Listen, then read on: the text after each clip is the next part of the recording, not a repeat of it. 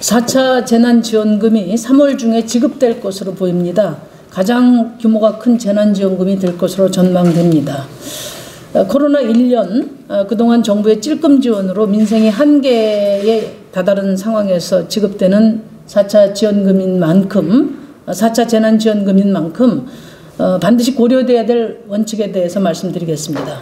첫째, 손실 보상과 피해 기준을 명확히 해야 합니다. 코로나19 피해 시민들이 요구하는 것은 액수의 과다로 생색내기 하는 것이 아니라 손실에 대한 제대로 된 보상, 피해에 걸맞는 지원을 요구하는 것입니다. 정부는 이번에는 피해 정도에 따라 5단계로 나눠서 정밀하게 지원하겠다고 하지만 그걸로는 여전히 손실 규모와 피해 범위를 정확히 반영하기 어렵습니다.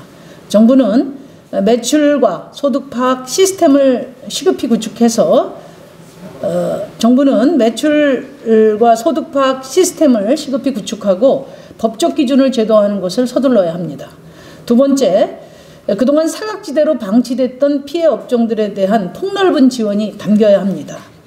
직접적인 방역 통제 대상이 아니라 하더라도 그 이상으로 광범위한 피해를 입은 업종들이 있습니다. 특히 청와대 앞에서 농성 중인 여행업계는 지난해 4천여 여행사가 매출 제로를 겪으면서 사실상 폐업 상태입니다. 이와 같이 관광, 레저, 노점상, 공연업, 농축산업, 노선버스 등에 대한 피해 또한 면밀히 파악해서 손실 보상에 준하는 지원이 이루어져야 합니다. 세 번째, 소득 단절로 고통받고 있는 문화예술인, 프리랜서, 특수고용직 노동자들에 대해 최소한 소득 감소분의 절반 범위 내에 피해 지원이 절실합니다. 지난 1월 취업자 수는 전년 동월 기준 100만 명이 급감했습니다. 국내 실업률은 1999년 이래 지금 최대 규모입니다. 목소리를 조직적으로 낼 수 없는 이들의 절망적인 삶은 실상조차 지금 파악되지 않고 있는 실정입니다.